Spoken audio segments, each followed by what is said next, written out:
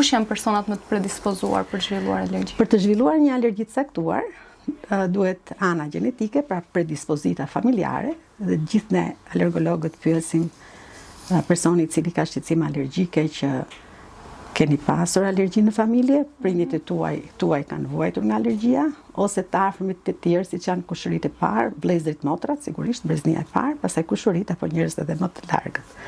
Për të përcaktuar një predispozitë familjare, pra është ana gjenetike. Pra ka një komponent gjenetik. Komponent gjenetik i cili mban, domethënë predispozitën, pra ka peshën jo kryesore, do të thosha, po gati gjysmën, 50% e mban komponenti gjenetik.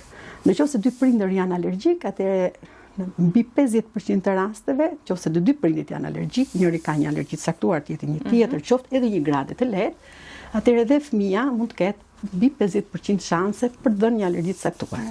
Nëse është një prind alergjik, kemi 25 deri në 30% shanse për të qenë edhe fëmia alergjik. Por në pjesën më të madhe në studimet që bëhen tani, ne shikojmë që alergjia shprehet apo shfaqet tek njerëzit të cilët nuk kanë predispozitë familjare.